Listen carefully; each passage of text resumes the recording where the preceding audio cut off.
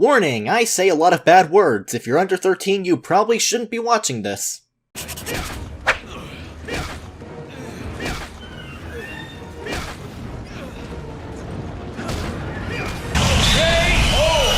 Hey guys, sorry I died for like half a year. Anxiety is a bitch. Also, my computer fucked itself and it took me forever to get a new one. Also, I'm just really lazy. Anyway, who cares? Resident Evil. I'm pretty sure you all know Resident Evil as one of the franchises that helped shape the survival horror genre into what it is today, along with Silent Hill and Alone in the Dark. Also being the only one of the three not being horribly mistreated by the company that owns it.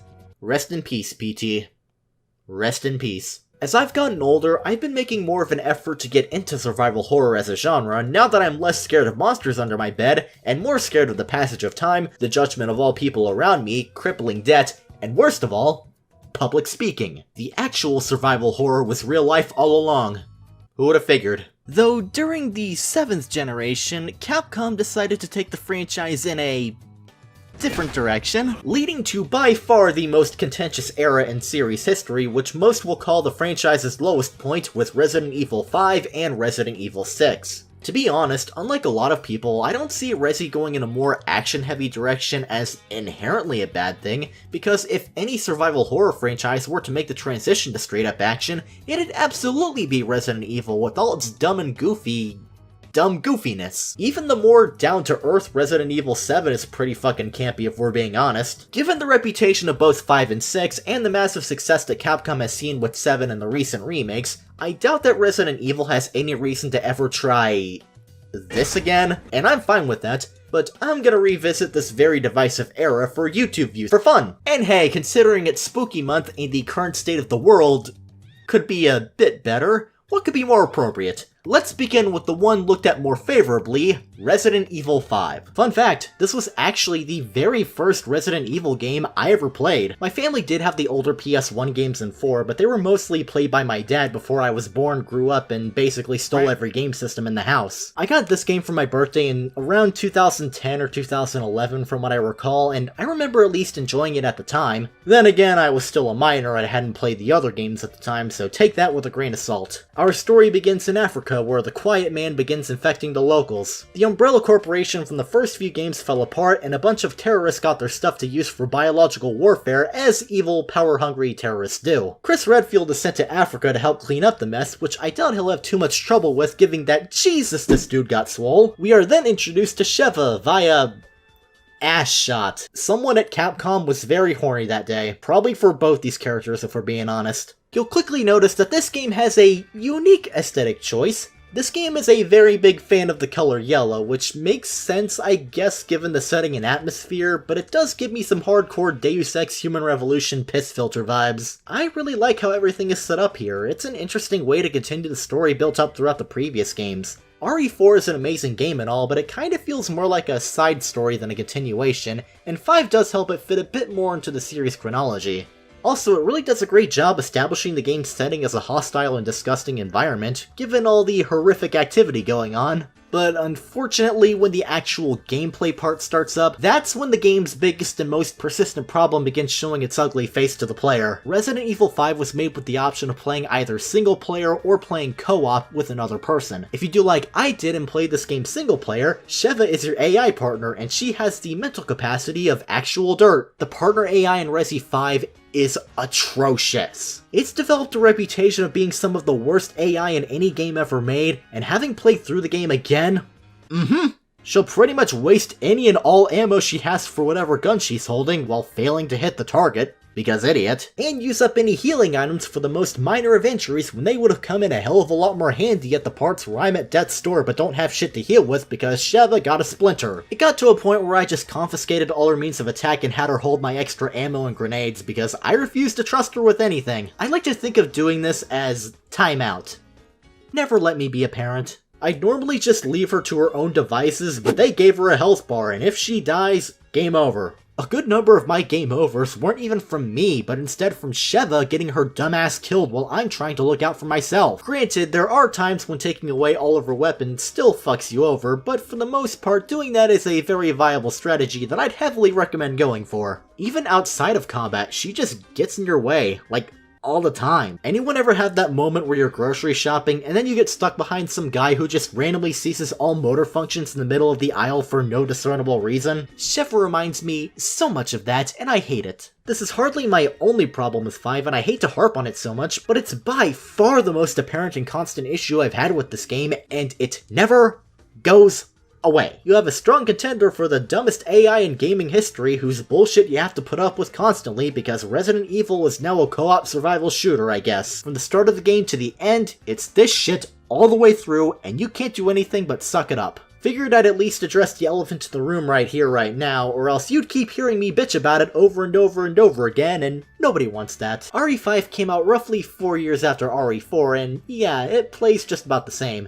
You know, tank controls, third-person camera, stopping to aim and draw out your knife. It plays almost exactly how 4 did, and I'm fine with that. 4's a great game, and there wasn't really anything wrong with the way it played. Now, I really love Resi 4, and clearly so do many of the people who worked on 5, because if there's one thing Resident Evil 5 is trying to be, it's another Resident Evil 4. The drab, poor village in a foreign country, a parasite that's basically just Las Plagas again, going after 3 different villains until you defeat the final one. The entire game feels like it's trying to redo everything 4 did, but more bombastic, silly, exciting, and not as good. I feel like Capcom really misunderstood why Resident Evil 4 is such a well-beloved game to this day. It's dumb as shit. One of the main bad guys is a short Spanish dude in a Napoleon Bonaparte cosplay, and yeah, it was notably more action-focused than previous Resident Evils, but at its core, Resident Evil 4 was still a survival horror game. It just found a good balance between horror and action. 5 seems like it's trying to take the series in the more goofy action game direction, which isn't inherently a problem, but in execution, the whole game just feels confused. The entire time I'm playing 5, I just get the feeling it has no idea what it even wants to be. Tonally, it doubles down on the more over-the-top action-heavy stuff from 4, but gameplay-wise, it controls in a similar manner to how you'd expect a horror game to play, and in my opinion, gameplay and tone feel terribly mismatched. The most extreme example I can think of is the cover-based segments. They are really bad. Cover systems at least function in third-person shooters because they have free and loose enough movement to match with the constant maneuvering you do behind cover, and you can use pretty much any piece of environment to protect yourself. In Resi 5, you get very few spots to ever use as cover, you have to stay in place the entire time until you detach yourself, and the Resi 4 and 5 style of aiming just feels really awkward behind cover. If RE5 was gonna be more action-heavy, it really should have just gone all the way and make the game play more like other action titles instead of trying to hold on to some pretense of being a horror game, especially because this game ain't scary. I've been more terrified by Kirby, though to be fair, he is a cute little pink ball of destruction, so for God's sakes, having a co-op partner pretty much removes any chance of this game ever being remotely terrifying. A huge reason why horror games are scary in the first place is because you're often by yourself with nobody else around to help you. Also, what the fuck did they do to inventory management? Not only is it exclusively done in real time, which is very stressful, but you have so little space to work with. Resi games before and after gave you large inventory space where you could arrange items and weapons how you'd like in sort of a puzzle kind of way, and also you can increase inventory space over time, but in 5 you have 9 total slots to work with throughout the entire game, and it's never enough. There's just way too much stuff you need to organize with weapons, ammo, healing items. Limited item slots just don't work for this. I feel like this is probably a compromise made for the co-op aspect, which begs the question, why does RE5 have to be a co-op game in the first place? Even outside the AI being just why co-op? I'm sure it's fun, I can't say for sure because I played solo and organizing co-op times with my friends is a huge and unnecessary pain in the ass that I don't feel like putting myself through, but playing with a friend is one of those things that's inherently fun regardless of how good the co-op itself actually is for any game. Somehow RE5 found a perfect balance to make the co-op feel so forced yet so shoehorned at the same time. Very little of this game feels like it was made with co-op originally in mind, and the parts where it does feel so half-hearted. Like, did we really need this shit where a character is holding a light while the other shoots everything? Sheva is honestly the most boring, nothing character I've ever seen from a Resident Evil game, and I don't feel like you'd lose a whole lot if you just axed her out of the plot. I legitimately cared more about the boring main character of 7 who got his arm cut off than I did Sheva. It feels like they only made her for the sake of a secondary co-op partner alongside Chris, and maybe also to alleviate any potential controversy because, yeah, Regardless of context, a buff-armed American white guy gunning down African villagers is not exactly the most flattering image to give your game. Before anyone says anything, I'm not trying to comment on what you should or shouldn't take issue with. I'm just saying that I can at least understand Sheva existing to dispel controversy, if that was the reason her character was made. That's all. As a side note, did this game really need to bring QTEs back? Of all the things to take from Resident Evil 4, did you really need to keep the one thing literally nobody liked? And yeah, they're just as bad here. I know I've basically done nothing but complain about this game so far, but it does get a lot right. I don't think Resident Evil 5 is a bad game, just a really inconsistent and flawed one. One thing I can't fault the game on is how it looks. This game's over 10 years old and it still holds up pretty well. The core gameplay itself, you know, outside of the awful AI and inventory management, is a ton of fun. It is more of what Resi 4 had to offer, and Resi 4 is great, and so is 5, in parts. I love the enemy variety in this game. It constantly keeps me on the edge of my seat because they're all threatening in some way or the other. Whenever one of those chainsaw dudes showed up, I was running and scurrying as much as I could. Also, those lickers give me, like, 50 forms of anxiety. Resi 5 at least feels satisfying to play, especially when you kill the bigger and tougher guys, or even just pop the heads off some poor bastard who will then proceed to have that come out. Each chapter takes you to a different place, and I at least remember them for the most part. That ancient temple chapter was pretty cool, and it kinda reminded me a bit of Uncharted. I think my favorite level in the game is this one where you're navigating a marsh on a boat and collecting puzzle pieces. It reminds me a bit of Wind Waker, but with malaria, probably. I was pleasantly surprised with how much I enjoyed the bosses of all things. That's pretty consistently been my least favorite part of any Resi game because they feel like ammo sponges, but I don't know, something about 5's bosses really stuck out to me. I'd say they felt more strategic and like head-on confrontations, even though a lot of them can just be taken out by one shot with a rocket launcher. While I never felt scared, I definitely felt tension, which is a good thing for action and horror. I didn't care for the story because everyone has the personality of Watch Mojo, and Jill Valentine is literally just a glorified cameo they didn't do anything with. But then there's friggin' Wesker. Love or hate this game, can we all agree that Albert Wesker is hands down the best part? I just love how devilishly evil his voice actor's performance is. Has it never occurred to you that this planet is overpopulated? Only a handful of humans truly matter. Everyone else is just so much chaff. So now, I have to separate this chaff from the wheat. And with Ouroboros, I can finally accomplish this.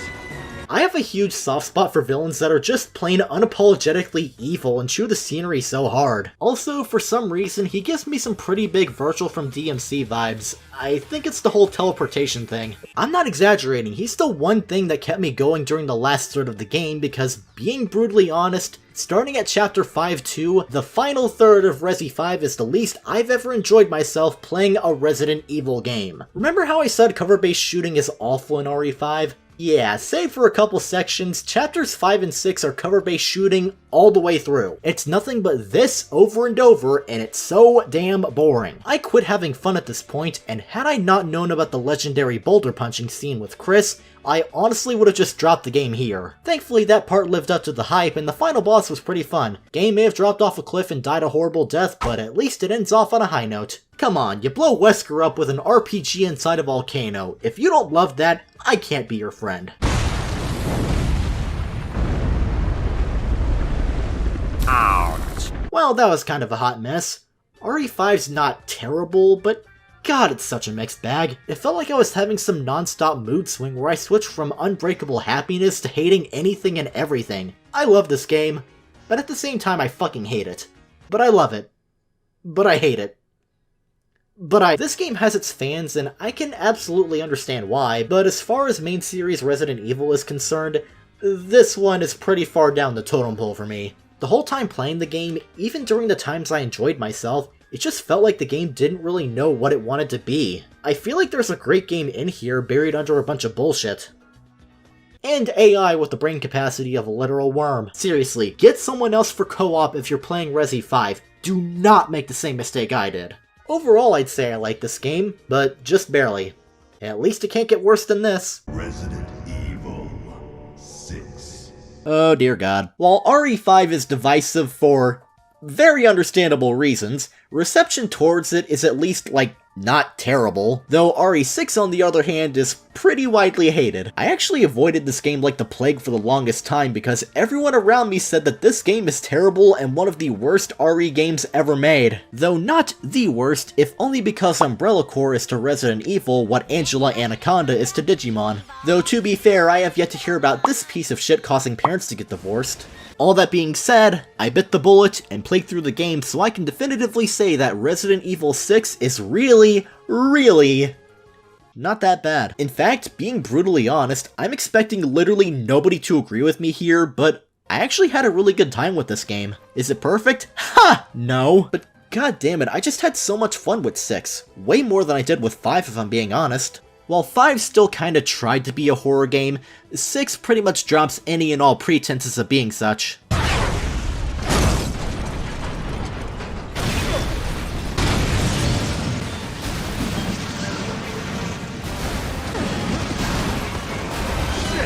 You know, I feel like all of this has escalated very quickly. Oh yeah, this game's logo looks like a dude giving a blowjob to a giraffe. I am the very first person to ever make that joke. This time, unlike 5 where you play through one long story, 6 is more like the original Resi games where you play through multiple campaigns. Leon Kennedy's back, as is Chris Redfield, though unfortunately it seems like his muscle mass isn't, as well as a new guy named Jake Muller who suspiciously looks like Cole McGrath from Infamous. Or really any video game protagonist from the late 2000s. Everybody's here, so this is basically Resident Evil Infinity War. They all kinda just do their own thing and occasionally cross over at specific parts of the story. The 3 main campaigns, plus the extra Ada Wong campaign and Mercenaries mode, all make this one of the most content-rich games in the Resident Evil series, if nothing else. The campaigns are all 5 chapters apiece, and on average, all the chapters took me about 40 minutes to an hour to beat casually. So I can say at the very least, the game satisfies in length. And if you thought Resident Evil 5 took things in a very action-heavy direction, Resident Evil 6 is just a straight-up cartoon. It feels like 6 is trying to be less like the past games and more like the movies. I can't blame Capcom though, everybody loved those. Leon's campaign is probably the most horror-like of the bunch, but even then you fight a giant shark underwater and the main villain turns into a dinosaur and a giant mosquito. His campaign is basically him and some Secret Service lady having to kill the president who turned into a zombie and go after the dude responsible for turning him. Leon's campaign will ring quite a few familiar bells for anyone that's played either of the past games he starred in, considering it starts out with what's literally a repeat of the Raccoon City incident from RE2, and eventually transitions into a creepy gothic church that gives off some RE4 vibes. God, there's even a segment that's basically a repeat of the cabin bit from RE4. It's, nowhere near as good, though. Again, this campaign is the closest that RE6 ever comes to being an actual horror game, and that's mostly because of the backdrop. The actual content itself is, Chris's campaign is Metal Gear Solid 5. That's literally what it is. Chris and Venom Snake literally go through the same arc of being consumed by revenge. Though RE6 did it first and was actually a finished game, so take that, Konami! Chris partners with some guy named Pierce who reminds me way too much of Nero from Devil May Cry 5. I'd say if we're talking story, Chris's campaign is my favorite, if only because of how he and Pierce are just the ultimate bros and I love it. Though his campaign is mostly just army dudes shooting people and blowing stuff up, so of all the campaigns, Chris Redfield's is the least Resi-like. And now, Jake Muller, the new main character introduced for this game. He's the son of Albert Wesker, who is basically Virgil, so while Pierce may look like Nero from Devil May Cry, Jake Muller is actually Nero from Devil May Cry. They're even both punk-ass kids, it's perfect! One thing I thought was cool about Jake's campaign is that the co-op partner is Sherry Birkin, aka the girl you rescued in RE2. Jake's campaign is largely about him and Sherry escaping this game's roided-up pursuer, Ustanak. He's like Mr. X and Nemesis, except he's got a bunch of tools that attach to his arm. I take back what I said, this guy is Nero from Devil May Cry. As sad as it might sound to say this, I think Ustanak was a better executed example of the scripted big bad monster guy than Nemesis was in the RE3 remake. They did poor Nemi so dirty. But Ustanak, he's fine. He's nowhere near as memorable as Mr. X from the RE2 remake, but he's also nowhere near as forgettable and lame as Nemesis in the RE3 remake. This dude attacks you on a plane while hanging below a helicopter. I kinda love how ridiculous this is, I'm not gonna lie. Also, I'm 100% certain he uses some attachments on his arm for alternative uses. Also, everyone is secretly horny for Ada Wong.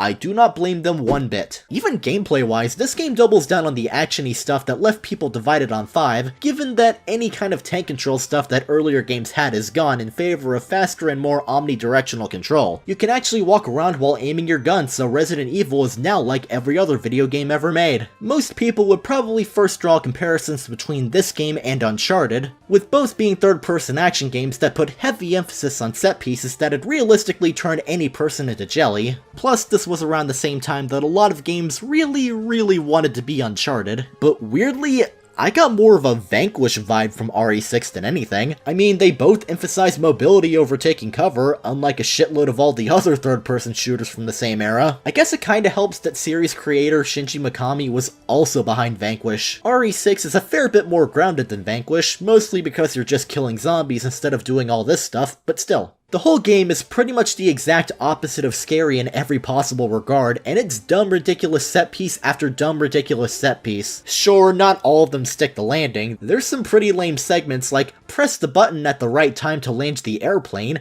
and don't get spotted by the big bad Ustanak or you'll have to hide inside a dumpster for a few seconds. But I'd say roughly about 3 times out of 4, I was at least enjoying whatever the game threw my way. I know this is pretty far removed from what gave Resident Evil its identity in the first place, but I can't help it, I love dumb goofy bullshit like this. You can gunsling enemies like a zombie-slaying cowboy, so this game can't possibly be that bad. I totally understand that people hate this game for not being at all scary or making you feel any kind of vulnerability, but honestly, that didn't really bother me too much. I'll take a game that dives completely head into being an action title over whatever the fuck RE5 was trying to be. It's pure action schlock, and I love it. Also, holy shit, this game looks amazing. It looks even better than 5, and it probably helps that the piss filter is gone. Textures and animations are some of the best of its era, it's artistically gorgeous, and god, that cinematography makes all the ridiculous shit just so much fun to watch. The whole co-op aspect of 5 also makes a return, but instead of being the worst thing ever, the AI is actually fairly competent and doesn't get in your way. Again, haven't played the co-op mode myself, but it's the biggest breath of fresh air immediately jumping from 5 to 6 and not having to balance out killing zombies with being a part-time babysitter. Even just playing single player, I get the impression that 6 was a lot more tailor-made for both single player and co-op than 5 was. Given that all 3 of the campaigns involve both partners as opposed to Sheva, who was just there, in the way, being the worst AI of all time. Okay, I've been way too nice to this game, now it's time to start complaining. Maybe then I can retain at least a bit of all the clout I've lost from saying I actually like this game. RE6's story is pretty lame. I was engaged with a couple of the character dynamics, but looking at the story as a whole leaves a lot to be desired. For one, given that this story is trying to be this giant epic blockbuster and basically be the RE equivalent of an Avengers film, it feels a lot less grand than it's trying to be, given that the overall story isn't even that long. You're just constantly watching through similar events over and over again, only this time from the perspective of 2 different characters. Replaying the same sequence of events over and over gets tiring very quickly. It got to the point where I just stopped after Jake's campaign and only played through like 1 mission of Ada's. If you ask me, the game really should have just made itself into one 15 to 20 hour long campaign switching between all 3 character stories. I feel like doing that would have made the story flow a bit better and also make it a lot easier to comprehend. I mean, every character plays pretty much the exact same and any and all gameplay differences are minimal at best. Probably would have helped if the actual story itself was, you know, good. But god, the writing is just awful. All the events in this game happened because some guy in a suit was mad that the president was going to expose the Raccoon City incident, so he basically does a repeat of that very incident. Twice. Once in the city from the opening, and again in China. Also, the virus in this game is called the C virus. It caused a major outbreak in China. I am going to scream. That has nothing to do with anything, I just hate how oddly relevant this feels now. Like, I get it, it's Resident Evil, you need some reason for a zombie outbreak, but you really couldn't think of something else that couldn't reasonably just be substituted with a less ridiculous assassination attempt? Really? The entire plot can be summed up as petty bullshit because everyone overreacts to absolutely everything to the point where I can't take this shit seriously. It's really hard to make sense of a lot of the stuff in Resi 6 because there is way too much shit going on. There's like 4 separate stories going on at the same time, and the game does a really half-assed job connecting all of them together. I don't know, maybe it's just me being worn out by films that cram so much shit into the runtime to the point where they devolve into total nonsense, but in my opinion, Resident Evil 6 tries to do way too much. It feels like they had a bunch of ideas they couldn't decide on, given how many plot threads there are, and they just decided to throw in everything and see if it could fit somewhere. If the game was gonna do all this shit at once, it really should have found a good way to balance it all out, but it's about as well balanced as a drunk guy with one leg shorter than the other and that leg being broken. On the topic of poor balancing, difficulty. Neither option feels right. As weird as it might sound for me to say, the easier difficulty feels too easy and the harder option feels too hard. And I wasn't able to find a good sweet spot for either option, partly because under one option you barely suffer much damage, and under the other option you lose health more quickly than I lose my headphones on a regular basis. I know there's the whole upgrade system which helps a bit, but you're still gonna deal with the difficulty issue until you can unlock said upgrades. Getting some real good shit is gonna involve replaying missions multiple times, and no. Last thing, this game brought back the fan-favorite QuickTime events from 4 and 5, and they are easily the worst they have ever been in Resident Evil. Now it's not just enough to press the button when it appears on screen, no, you have to time it correctly when the indicator is under a circular bar, or else you'll fail it. This game is also very in love with sequences that kill you instantly if you don't do what the game wants you to do in a short window of time. Thank you, Capcom. Thank you. I know there's an option to turn QuickTime events off, but if you're going to do that, what's even the point of programming QTEs in the first place? There's barely any gameplay with them, it's literally a single button press. Though, I think my biggest issue with the game overall is that it doesn't really feel like it fits in with the rest of the main games before and since. It looks like Resident Evil, but it doesn't feel like Resident Evil. I gave 5 a lot of crap earlier for many reasons, but that still felt like Resident Evil, this doesn't. It feels like it'd be more appropriate as an action spin-off title as opposed to an entry in the main series. The game feels pretty satisfying to play, and the level design, while a lot more linear than past games, is still relatively solid. I feel like had it been a spin-off title or even a new franchise altogether, it could have been a flawed but still really solid start to a new line of games or something. But as it stands, I'd say RE6 is a case of fun action game, bad Resident Evil game. I don't know, maybe I'm just easy to please when it comes to Resident Evil. I mean, people were pretty on the RE3 remake, but I liked it just fine. While RE6 sold well, again, it was widely disliked by critics and fans when it came out, and it feels like later RE games are trying very, very hard to distance themselves from this hot mess. RE7's pretty damn good, but a lot of it feels like damage control after the backlash that 6 got, and RE8's looking to go down the same path, but I'm fine with that. 5 and 6 aren't bad games, but they were absolutely the wrong way to go for Resident Evil, and I'm happy the series is more in line with its roots again. I'll give the games this though, they were better than Umbrella Corps. Then again, so was getting stung by a wasp. Anyways, have a good day, and I'll try not to disappear for another 58 years again.